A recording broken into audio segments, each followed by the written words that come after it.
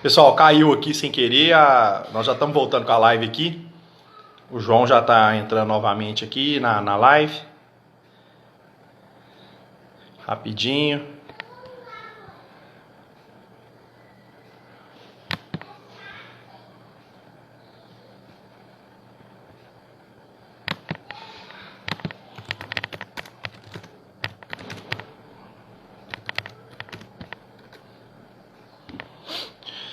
E nós já vamos iniciar essa live aí sobre.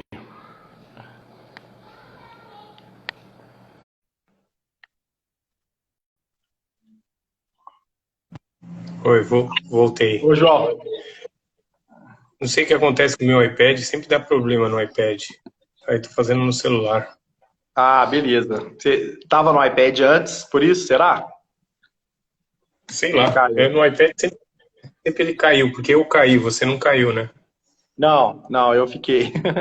Mas sem problema, nós estamos aprendendo com essa nova tecnologia e com essa nova forma de conversar sobre os esportes, sobre utilizando a tecnologia, né, João? E para mim, particularmente, é um prazer muito grande recebê-lo aqui na nossa live de conteúdo esportivo, né? Nós temos feito esse trabalho na área, nós vimos fazendo sempre físico, né? Os cursos físicos aqui em BH, depois fomos para São Paulo com o estágio, e aí dessa vez, devido à situação, nós iniciamos as lives pelo Instagram, graças a Deus tem dado muito certo, estamos tendo uma receptividade muito boa dos profissionais e também dos participantes. E dessa vez nós estamos aqui com você, né? Que para nós é uma referência na área de preparação física, em especial no futsal. Você me ouve bem Oi. aí? Ouço bem, ouço bem. Beleza. Ô, Tô ouvindo João, bem. então, afinal, quem é o João Romano? João Romano, cara, é um cara que começou, que acho que lá atrás não conseguiu jogar, né? Não dava pra coisa, né?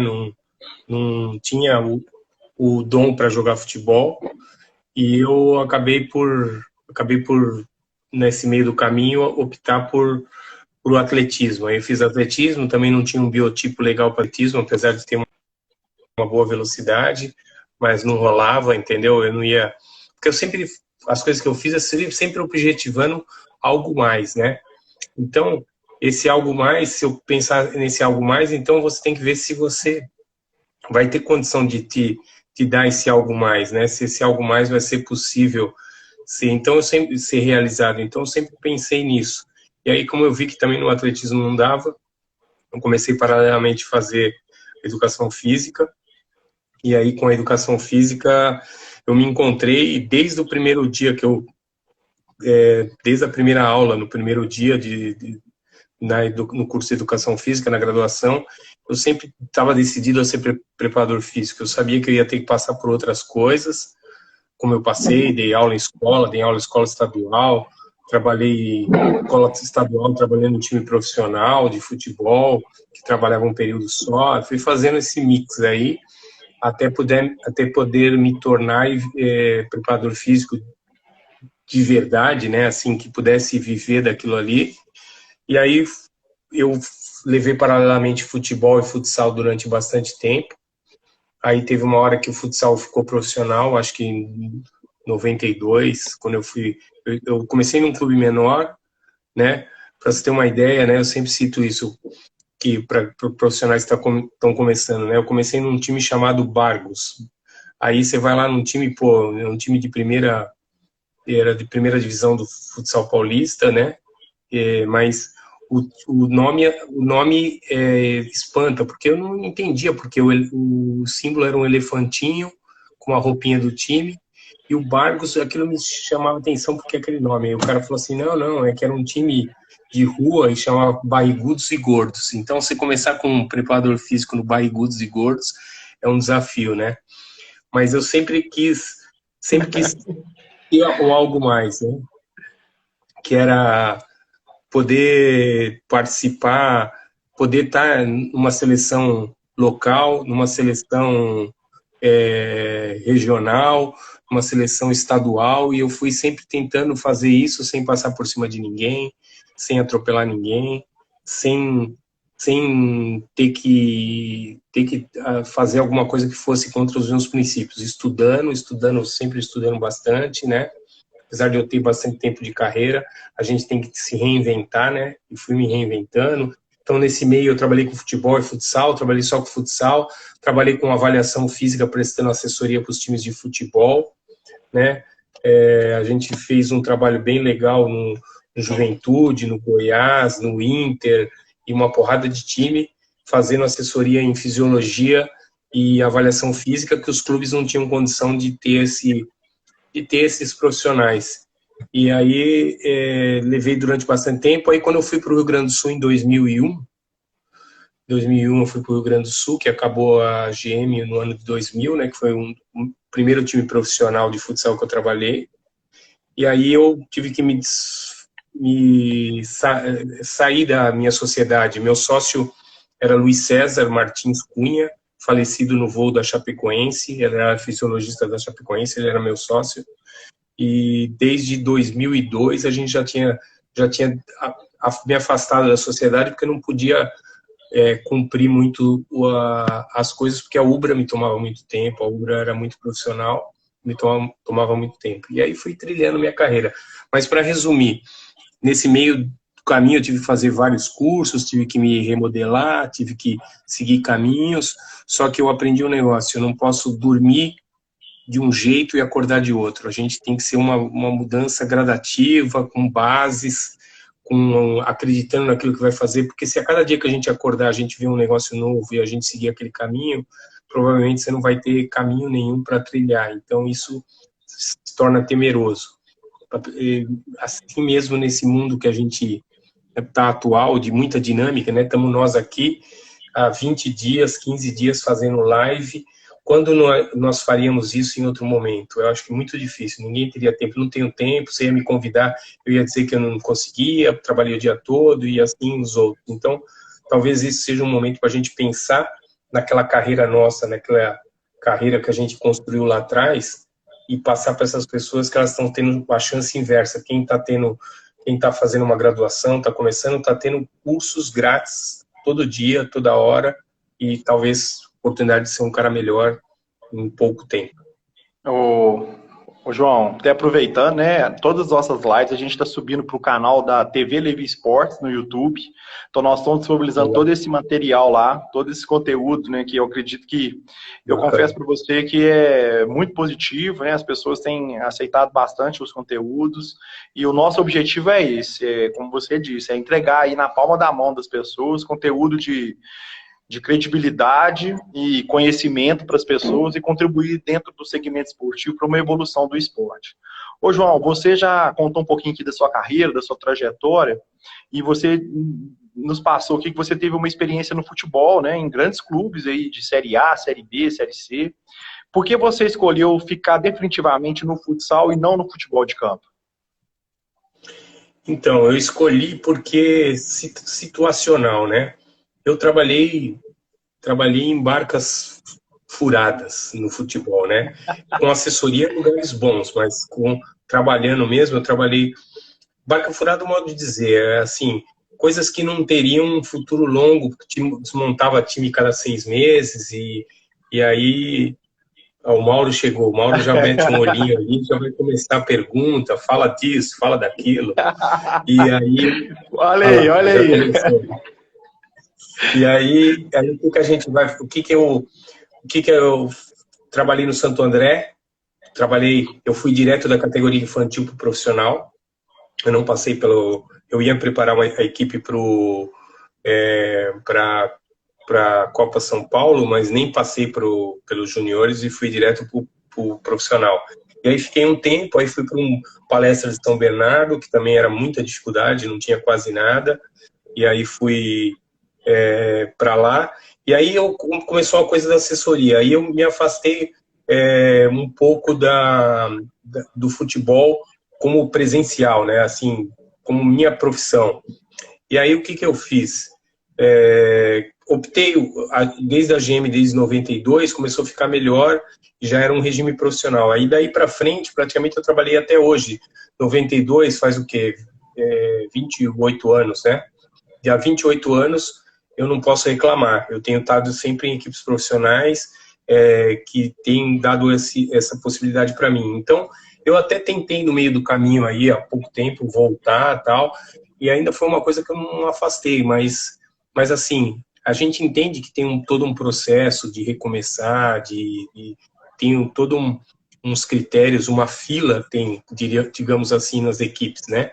Tem o cara que vai ascender, então fica um pouco complicado de repente pensar nisso agora dessa maneira, mas não é uma coisa descartada, não.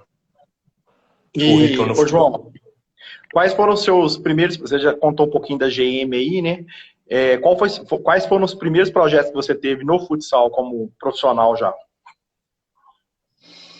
Então, depois do Barrigudos e Gordos, né? Aí eu tive uma equipe de uma empresa, também disputava campeonato de primeira divisão. Aí eu saí para a GM, aí eu fiquei 9 anos na GM. Aí eu saí da GM, eu fui para a Ubra, aí fiquei 5 anos na Ubra, uma experiência maravilhosa, porque tinha todos os esportes lá. Você tinha aulas ao vivo todo dia. O que nós estamos fazendo aqui, só que éramos treino. Sentava numa arquibancada para ver um treino de atletismo, do basquete, do voleibol, que foi sempre muito forte, e depois o futebol, já no meio do caminho do período que eu estava lá. Então, aí depois da Ubra, eu vim para a Malve, fiquei 5 anos na Malve. Aí depois dos 5 anos na Malve, a gente conquistou muitas coisas. Aí eu fui 1 ano para o Santos, quando acabou a Malve. A gente, 1 ano, conseguiu conquistar a Liga. E aí depois eu fui da Malve, depois do Santos, eu vim para Crona, o Jack Crona, onde eu estou já a 9ª temporada, e eles estavam atrás de uma liga. 2017 a gente conseguiu conquistar essa liga, e estamos atrás de mais coisas, mais objetivos que o clube tem e o clube deseja. E dessas escolas todas que você passou aí, né? Qual a experiência mais positiva que você teve no futsal, João, até o momento? Cara, eu acho assim, a experiência sempre melhor é sempre aquela que você está vivendo. Eu tive grandes experiências, né? Tive grandes experiências, como te disse, da Ubra, da Malve, que foi um time multicampeão, da Crona, que é um lugar, Jack Crona, que é um lugar correto, cara, sempre foi um lugar correto, com pagamento, com o profissional, com as coisas que acontecem no dia a dia. Isso é muito importante. Tanto é que eu tô indo para minha 9ª temporada, né? Então, eu acho que cada um tem a coisa marcante. O Jack Crona de conquistar a primeira liga que eles nunca tinham ganho, da Ubra de ter passado por um trabalho profissional, de uma estrutura muito forte. Lá era assim, ele tinha estrutura, tudo que você quisesse imaginava. Só que é o seguinte, o reitor queria aceitar lá na cadeira e ver visitante ganhando do local ganhando do visitante. Ele não queria saber se tem 1 período, 2 períodos, se usa isso, usa aquilo, ele não quer saber. Ele te dá tudo e quer resultado. Então, eu que vinha de uma escola paulista, né, de trabalhar em São Paulo, e que não tinha essas cobranças, eu senti muito no começo, mas depois isso me deu uma casca muito grande para eu seguir minha carreira nos outros lugares, e foi muito importante, foi muito importante. A Malve, pelos títulos, pelas coisas que conquistei. Logo que eu cheguei na Malve, eu fazia poucos meses que eu estava na seleção. Aí depois eu fui para a seleção. Então, eu acho assim, cada lugar é peculiar. Desde o Barrigudos e Gordos, que eu treinava na rua com os caras, aquilo foi um laboratório para mim. Depois eu fui para um time melhor, que já era um time da empresa, que já tinha materiais, e assim fui colecionando lugares bons onde eu fui criando. Até no time de futebol que eu cheguei lá e não tinha nada, não tinha nem bola para treinar. Depois de 2, 3 anos, não tinha computador naquela época, tinha um arquivo, montei um arquivo com todos os treinos, a gente montou uma sala de musculação, tinha telefone na sala. Então, o que me faz mover é deixar um legado, entendeu? O legado, às vezes, é em números, né, com títulos, com conquistas, às vezes é em estrutura, às vezes é melhorando algumas outras coisas. Então, eu acho que deixar legados é importante, né? É importante. Ô, João, até diante disso, né, desse seu legado e das suas experiências que você teve, hoje em dia, né, o que consiste o seu trabalho na preparação física hoje no futsal? Então, meu trabalho é assim, o meu trabalho que eu faço hoje não é o mesmo que eu fazia há 10 anos atrás, que não é o mesmo que eu fazia há 20, né? mas, por outro lado, eu não deitei e acordei fazendo outra coisa. Eu sempre tentei solidificar meu trabalho pensando. Então, eu acho que assim, tem dois momentos do meu trabalho. Tem o trabalho que eu fiz até 2008 na seleção, aí depois de 2012 que a gente conquistou o título em 2012, aí eu vi uma necessidade de migrar para um outro caminho que já o mundo já começava a despontar num caminho. E foi onde eu fiz um curso americano chamado Exos. Eu fiz em 2013, dezembro de 2013. Foram 3 módulos, 13, 14 e 15. Eu comecei 13. E aí o que eu fiz? Eu vi coisas interessantes. Um sistema onde tem começo, meio e fim, que ele não é 100% reprodutível, você não consegue reproduzir 100% daquilo que eles fazem, porque a origem dele é no futebol americano, mas você consegue reproduzir muita coisa e esse começo, meio e fim me interessou. E aí eu comecei a aparecer em 2014, em janeiro, com mini bands, fazendo preparação do movimento, fazendo umas coisas que esse sistema preconizava. E aí o pessoal, pô, tá maluco? Mini band, borrachinha, um monte de coisa, flexibilidade dinâmica no lugar de alongamento, fazendo movimentos em vez de ficar fazendo alongamentos parados, tal. Mas beleza, aquela história, né? O santo de casa não faz milagre. O cara, pô, mas isso ali, tive alguns problemas de lesões no começo. E aí, 2014, apareceu a Alemanha treinando basicamente os mesmos princípios que a gente treinava, com mini band e tal. Pô, aí é legal, aí apareceu na televisão, todo mundo viu, a Alemanha foi campeã e foi legal pra caramba. Então, assim, acabou dando um estalo e para credenciar aquilo que a gente vinha fazendo. Não para credenciar o rótulo ou a marca do negócio, que tem já modelos mais atualizados do que a Exos, de repente, no mundo. Mas para ver que o importante é disso, é você saber que você pode mudar, mas ter ciência daquela mudança que você vai fazer. Não fazer uma mudança por mudar. Então, eu escolhi isso. E aí, abrindo um parênteses, né? Acabou virando a mini band acabou me fazendo virar um empreendedor, né?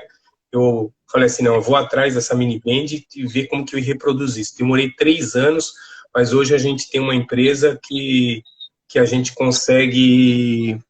atende bastante clientes, né? A gente atende bastante clientes no Brasil aí, e a gente acha que é um dos únicos que produz a mini band desde a matéria-prima. Então, só para ver que tem o lado pessoa, o lado preparador físico, o lado empreendedor, então você tem que juntar essas coisas, de preferência se elas forem próximas, são mais fáceis de lidar, né? Que tem basicamente o mesmo ramo, né? Fazendo um outro anexo aí, uma coisa para o pessoal que está começando na preparação física, aliás, tem vários que já são amigos de profissão, aí eu vi o Fabiano, preparador físico do Tubarão, Harrison, preparador físico, que foi preparador físico do Carlos Barbosa, da seleção também. Então, várias pessoas, Felipe, que é preparador físico da Caldense. Então, bastante gente... Aqui em Minas, hein? Caldense está aqui em Minas, pertinho de Divinópolis. Ele tá na Caldense, preparador físico da Caldense. Então, o Harrison falando aí, comprou 2013, no Brasil não existia.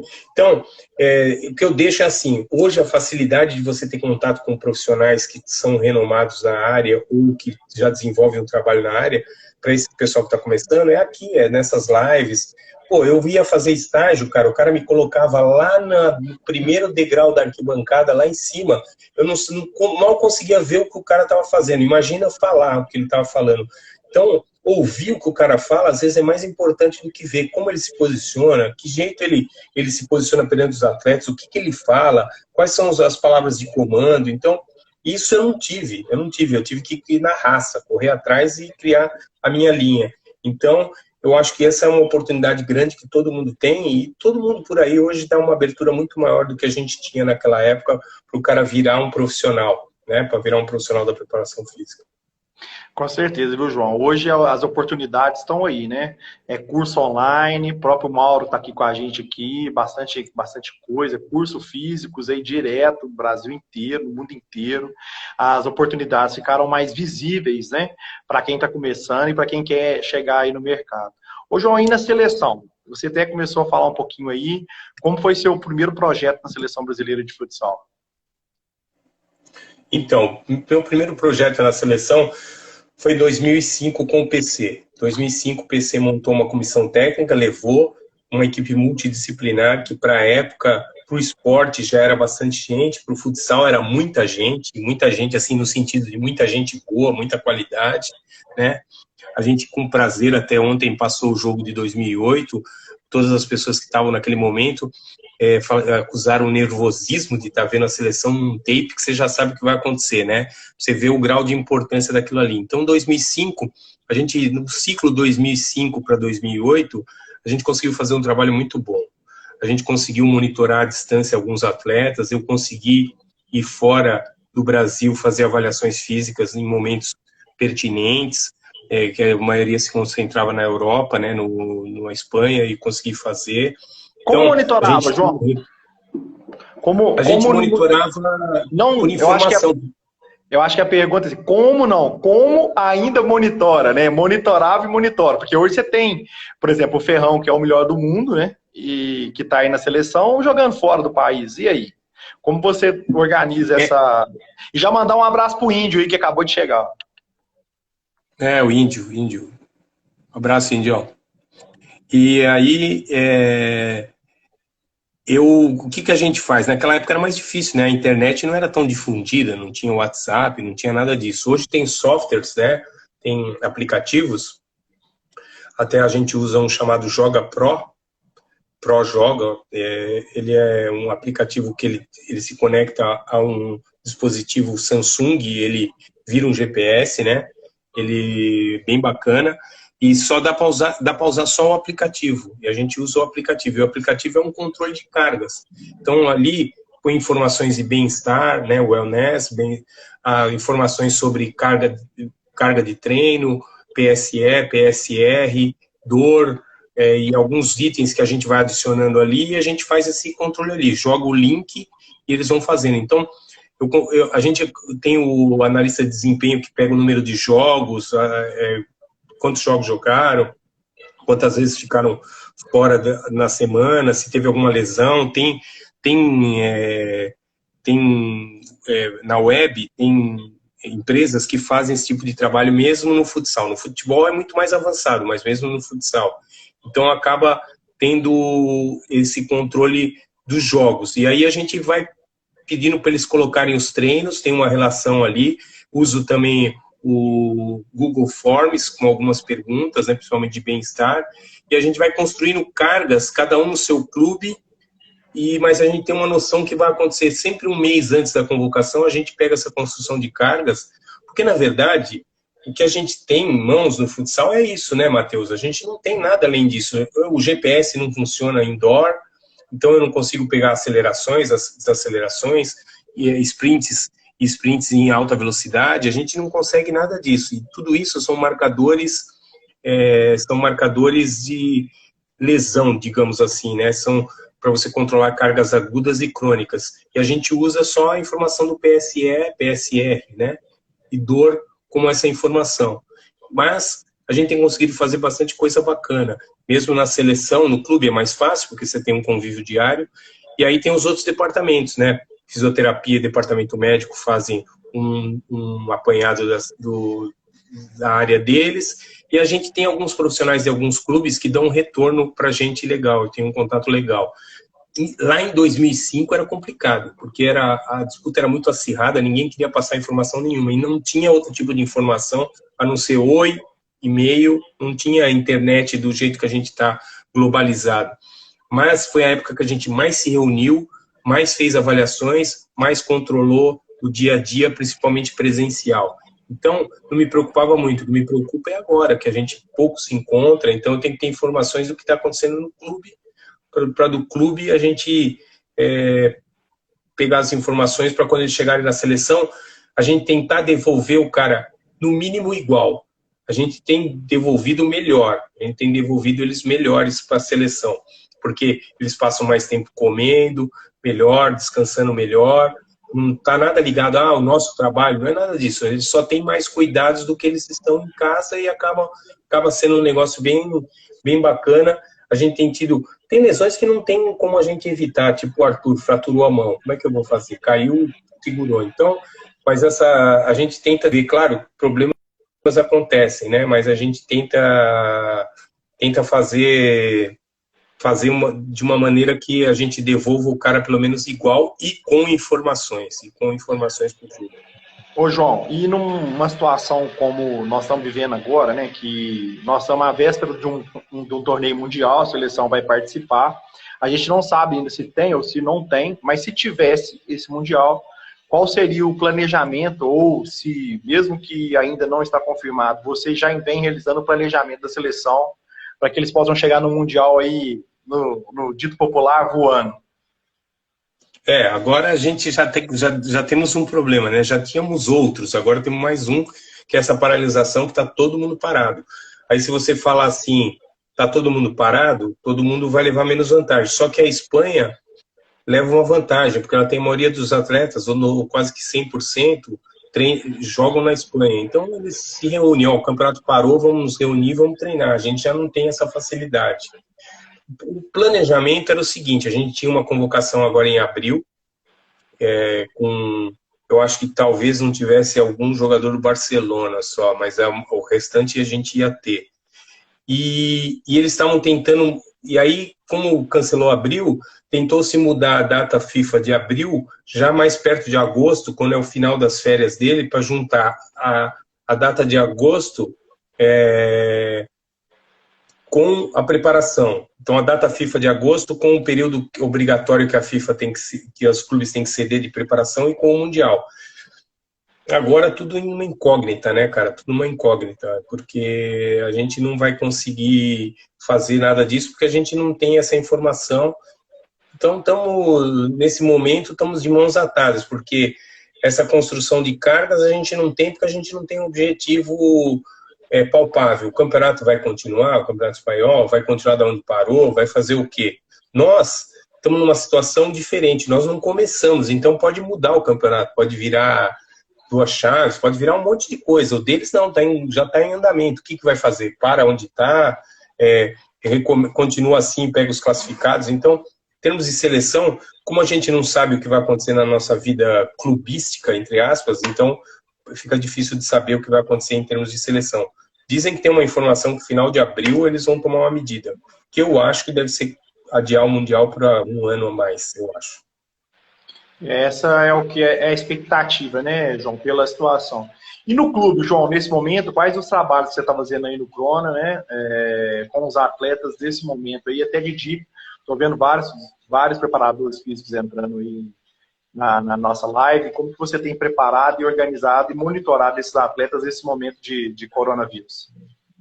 Então, nesse momento, nós estávamos completando 9 semanas de treino. Então, a gente tinha completado 54 dias de treino, né? Não corrido, mas 54 dias corridos, mas com um número de sessões aí mensal.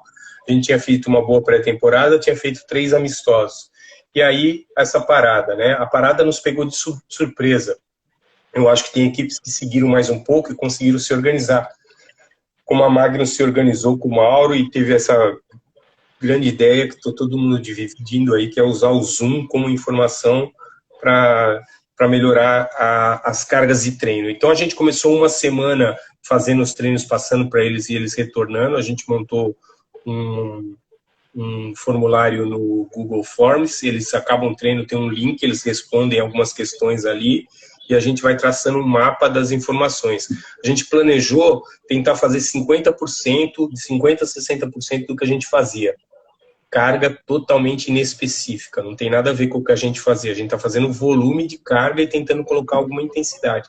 Até porque a recomendação da OMS é para que não se passe de 60% daquilo que você fazia. Então, agora ficou mais claro, porque a gente construiu cargas já de 2 semanas anteriores. Então, a gente começa a construir cargas parecidas com o que a gente vinha construindo, porque esse é o nosso objetivo. Mas a gente tem controlado, eu não sou de fazer um número gigante de avaliações, eu faço avaliações que realmente vão ter uso, que eu vá conseguir usar. faço um teste de limiar na esteira, não é específico, mas me dá muitos parâmetros para eu treinar. Aí depois eu faço alguns outros testes em momentos pertinentes, mas eu foco no controle. Controlar impulsão vertical, controlar variabilidade da frequência cardíaca através de um software da First Beat, que controla a recuperação, termografia. Eu agora estou começando a usar um software bem bacana, que te dá ele tem uma inteligência artificial, ele te ajuda bastante nessas informações. Os controles de percepção subjetiva, né, que entrega para o atleta, ele te responde, esforço, dor e recuperação, frequência cardíaca por amostragem, porque eu não tenho frequencímetro um para cada um, e eu tenho um negócio chamado acelerômetro. Você coloca no braço ou coloca no equipamento de peso livre, não no equipamento no módulo, né? Você coloca, por exemplo, na barra e ele te marca a velocidade. Pela velocidade você sabe a carga que você está utilizando. Então você quer trabalhar força, você coloca carga para força, potência e assim por diante. Então eu foco nos controles do dia a dia porque eu não consigo mais reavaliar. Agora a gente vai ter que fazer uma reavaliação, a gente vai ter que criar alguns protocolos mínimos para saber como estava no início da temporada, como está agora, se a gente vai ter que voltar no início do caminho, ou se a gente vai pegar no meio do caminho aí algumas coisas que é o que a gente pretende, porque até a gente não sabe quanto tempo vão dar para a gente trabalhar. Esperamos que tenham pelo menos uns 15 dias. Pelo menos você consegue fazer trabalho integrado com o treinador ali, com o Daniel, e a gente consegue evoluir algumas coisas. Mas o mapa geral, paramos, construímos algumas cargas, parado, e agora voltar a tentar saber o que nós construímos, até que ponto foi reconstruído ou se construiu, para voltar a construir para a temporada que vai vir aí, que deve ser meia temporada, o que está aparecendo, né? Ô, João, vou deixar aberto aqui se o pessoal quiser fazer pergunta, tá? Nós estamos tendo um bom número de participantes na live aí. E já aproveitar, já vou pegar uma aqui, foi bem aqui no começo. Estou pegando aqui, João. Qual o maior, do João Pedro, né? Qual o maior desafio que você teve na sua carreira? O maior desafio da minha carreira é ir em 2005 para a seleção. A seleção vindo de 2 mundiais sem ganhar, né? O mundial anterior, 2004 e 2000, não conseguiram atingir o objetivo, né? Que era ser campeão. Que, repito, é muito difícil, cara. A gente só se dá conta depois. Hoje está cada vez mais difícil, porque as equipes são muito parelhas, são muito próximas, né? Hoje a gente vê no live que eu fiz com o Ferretti, o Chile, o que evoluiu o Chile, Venezuela, então são seleções que a gente jogava e cansava de fazer 10, 11, 12. Hoje ninguém faz mais isso aí, ninguém. Então, eu acho que a coisa do Mundial de 2008, acho que foi o maior desafio da minha carreira. A gente tem desafios menores, mas se tiver que pôr numa prateleira, eu acho que é o Mundial, porque você em casa, no Mundial, perdendo, né? Talvez, chego a dizer, talvez a gente nem estivesse falando aqui se eu tivesse perdido o Mundial de 2008, entendeu? Porque a gente sabe que o esporte é assim. E como você... atletas tão inteligentes, tecnicamente, taticamente, dentro de quadra. Você trabalhou em 2008 com craques, né? Falcão, Cício, Thiago, né? E foi campeão mundial. Recentemente, o ano passado, você estava com o Cício novamente no Crona. Esse ano você está com o Caio, né? Você teve aí o restante da carreira do Falcão já no final, né? Ele prestes a aposentar. Outros jogadores também nesse período que passarem nesse período de seleção que você tem, que são longos anos. Como fazer essa turma que tão tecnicamente, taticamente, gosta da bola, gosta de ter o jogo na mão, desenvolver-se no condicionamento físico? Hoje a gente já pensa diferente do que pensava numa preparação para 2008, né? Hoje o trabalho é muito mais integrado, né? A gente, quando o treinador tem essa abertura da gente fazer trabalhos combinados, a gente monitorando, a gente consegue tirar coisas que a gente vai fazer na preparação física no trabalho com bola, principalmente na seleção brasileira.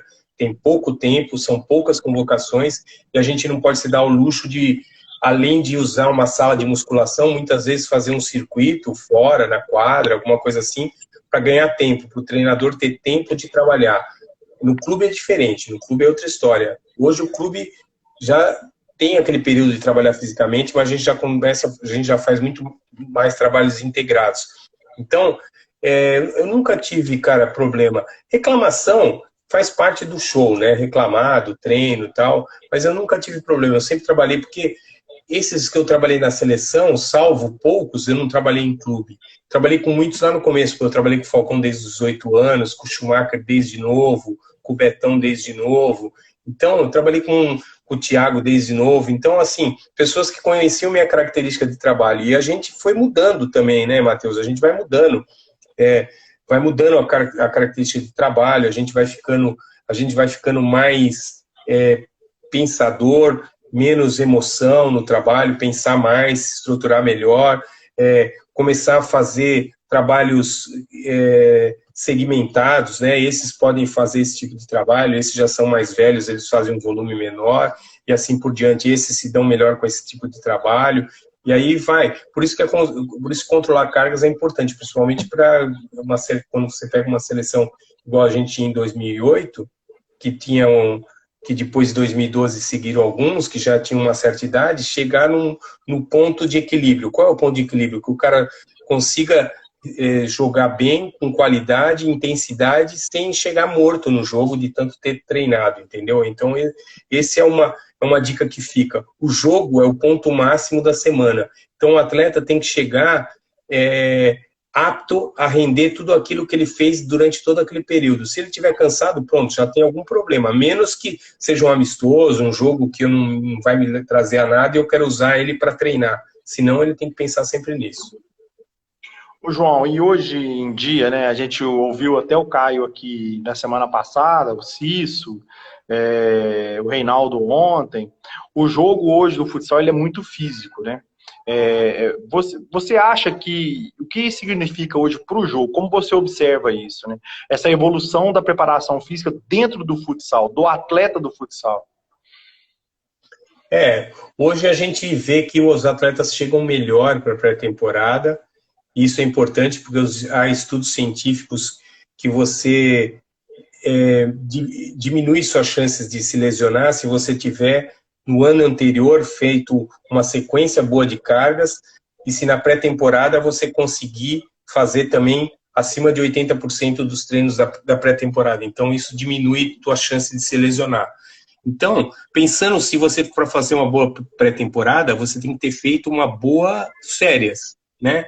Então, eu sempre cito isso, o médico está de férias, ele tirou 30 dias de férias. Aí, olha lá, pandemia, vamos lá trabalhar. O cara, preciso de 10 dias porque eu preciso ler tudo, porque eu preciso ver como é que faz, como é que entuba um cara, como é que... Então, ele vai estar sempre pronto, ele vai estar sempre estudando, fazendo. E o atleta escolheu uma profissão que ele vai ter que estar sempre em condição. Então, eu falo assim, as férias é para o cara descansar a cabeça, mas o corpo também tem que ser descansado, mas ele tem que fazer atividades mínimas para ele chegar em condições da pré-temporada, para ele executar grande parte da pré-temporada, para ele poder executar grande parte da temporada. E isso vira um ciclo vicioso, né? A carreira dele é curta, ele vai fazer indefinidamente isso? Não.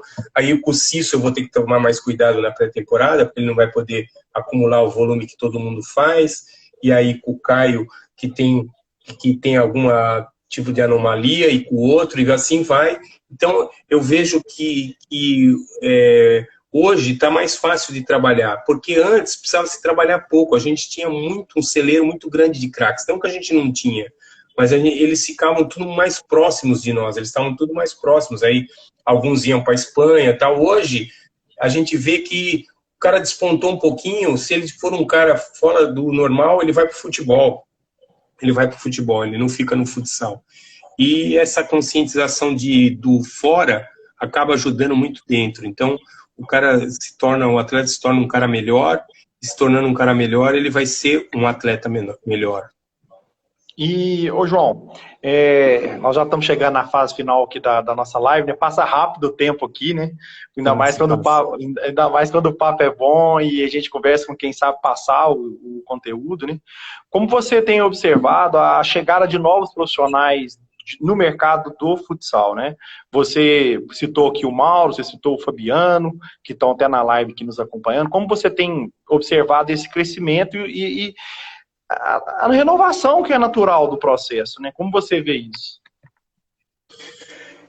Isso é uma coisa que a gente até fez na seleção, quis fazer isso, que era colocar outros profissionais na seleção para a gente ver outras ideias e a gente também abrir o caminho para outros. Eu não vou ficar eternamente na seleção, né?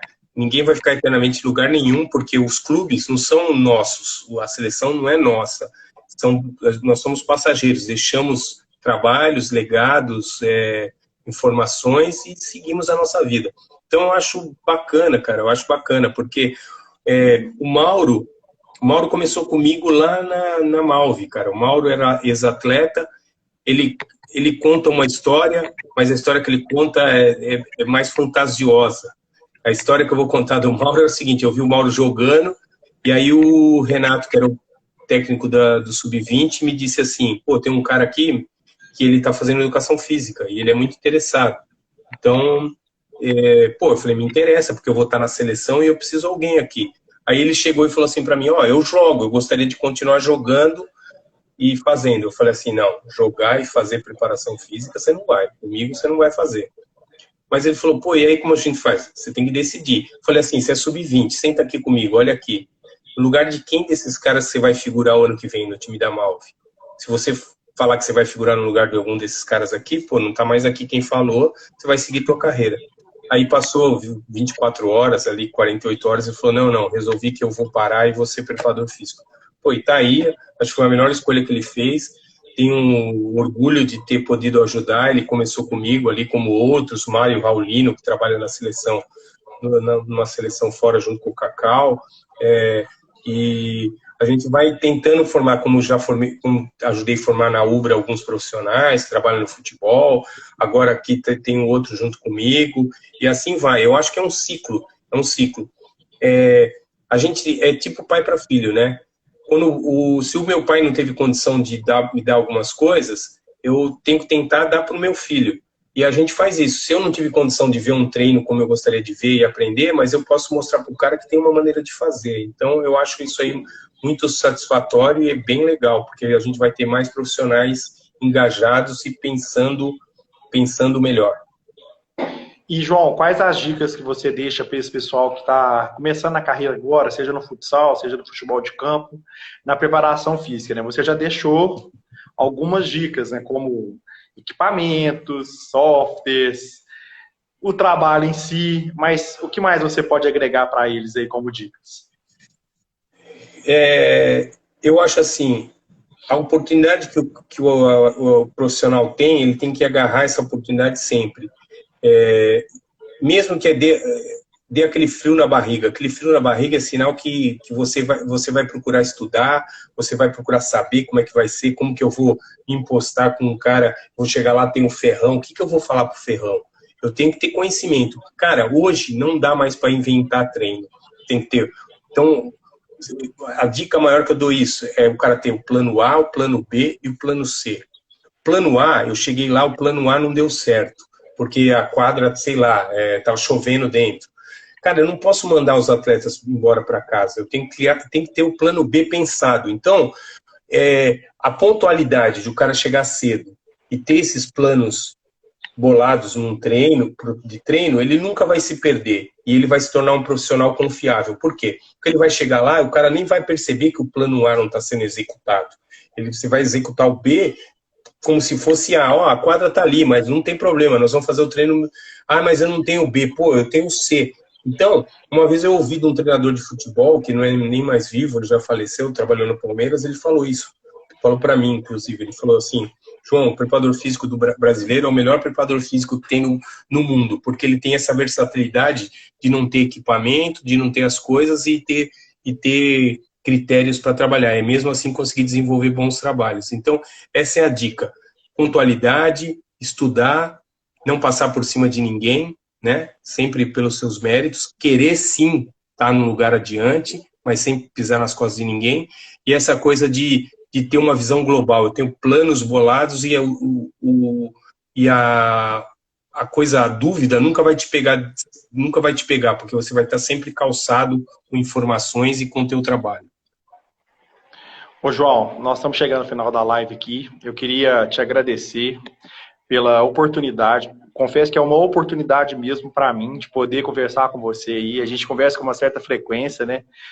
Buscando trazê-lo para participar de um curso, e daqui a pouquinho isso vai acontecer, porque eu tenho certeza que diversos profissionais querem ter esse acesso com você. Você é uma pessoa acessível, comunicativa, que gosta de passar o conhecimento. Isso é raro, porque hoje a gente vê uma dificuldade, apesar da facilidade da comunicação via as redes sociais, existe poucos profissionais como você que tem tanta competência para falar em altíssimo nível e passar isso com tanta tranquilidade. Então, eu te agradeço de coração aí por você ter aceitado esse convite, esse desafio. Nós, pessoal, quem quiser assistir a live depois, vai estar no TV Levi Esportes, todas as lives que nós temos feito. Hoje ainda nós vamos receber aqui o Marcelo Vilhena, às 4h30, depois o Lúcio Flávio, ex-jogador de futebol, que hoje também trabalha na área de auxiliar técnico do Paraná. Estaremos aqui no futsal ainda recebendo o goleiro Thiago, viu, João? Seu atleta. Ah, que beleza. Thiago vai estar aqui. Mandei um abraço para ele. A gente se fala sempre. Thiago vai estar aqui. Vinícius, o Vini, vai estar aqui também durante essa semana. Fabiano vai estar aqui também, hein? Taveira e também Lavoisier vai estar aqui também. Então, assim, nós estamos trazendo muita gente. Recheado, o pessoal não pode perder, hein? Nós estamos com bastante gente do futsal aí. Fica atento aqui no nosso Instagram, né? @MatheusLevi77, para estar acompanhando nossas lives, com o objetivo de trazer o conhecimento para o pessoal do futsal, do futebol e do esporte. João, mais uma vez, muito obrigado de coração. Espero em breve a gente poder se encontrar e conversar mais sobre essa modalidade que nós somos apaixonados. Ah, legal, obrigado. Eu que agradeço a oportunidade. É legal estar falando, principalmente que a gente não está falando para ninguém, né? Estou falando uma horinha no meu treino ali, que a gente está fazendo umas lives ali no Zoom com o time, e a gente sente falta de fazer aquilo que a gente fez a vida toda. Só rapidinho, mandar um abraço para o Harrison, que eu vi por aqui, o João Batista, que trabalhou comigo na Ubra, o Duda, que foi preparador físico do Pato Branco, e o Balo, que o irmão dele é o técnico do Figueirense, Balo, que jogou na Espanha. Também mandar um abraço para toda essa gente aí, para todo mundo que eu não consegui ver, um abração e obrigado pelo prestígio. Pessoal, um abraço, conto com vocês, até mais. João, abração, fica com Deus. Valeu, Matheus, um abraço, obrigado a você.